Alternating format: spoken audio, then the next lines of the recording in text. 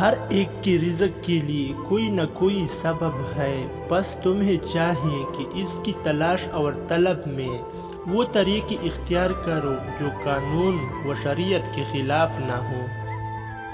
اگر کسی کو بھوکا دیکھو تو یہ نہ سمجھنا کہ اللہ کے رزق میں کمی ہوئی ہے، بلکہ سمجھ لینا کہ کسی نے کسی کا نوالا چھین لیا ہے۔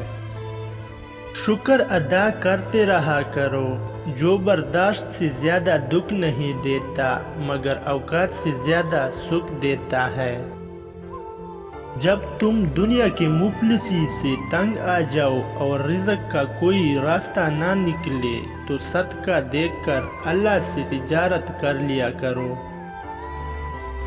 صرف پیسے کا ہونا رزق نہیں، نیک اولاد، اچھا اخلاق اور مخلص دوست بھی رزق میں شامل ہیں۔ خدا نے تمہاری روح کی پاکیزگی اور رزق کی زیادتی کے لیے زکوٰۃ قرار دی ہے۔ میں پوری زندگی دو بندوں کو تلاش کرنے پر بھی تلاش نہ کر سکا، ایک وہ جس نے اللہ کے نام پر دیا ہو اور غریب ہو گیا، دوسرا وہ جس نے ظلم کیا ہو اور اللہ کے پکڑ سے بچ گیا ہو۔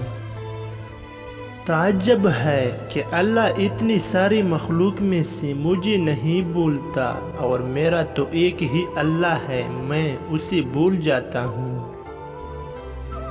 اگر روزی کا انحصار عقل مندی پر ہوتا تو دنیا کے سارے بیوقوف بھوک سے مر جاتے۔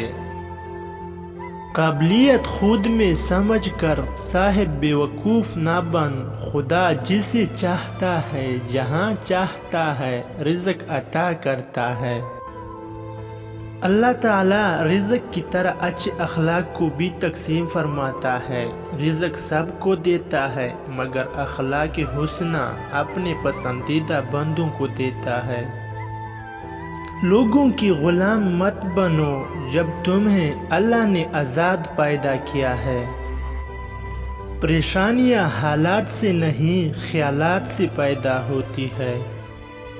اگر تم اس وقت مسکرا سکتے جب تم پوری طرح ٹوٹ چکے ہو تو یقین جانو دنیا میں کوئی تمہیں کبھی توڑ نہیں سکتا۔ اور سکون پتہ ہے کیا ہے؟ اکیلے بیٹھ کر رب سے گفتگو کرنا۔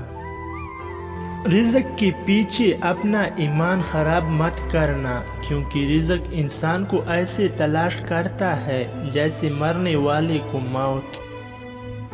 جس گھر سے پرندوں، جانوروں اور چیونٹیوں کو رزق ملتا ہے اس گھر سے کبھی رزق ختم نہیں ہوتا، آپ تجربہ کر لیں۔ اگر ویڈیو اچھی لگی تو ویڈیو کے نیچے ریڈ کلر کا سبسکرائب بٹن دبا دیں۔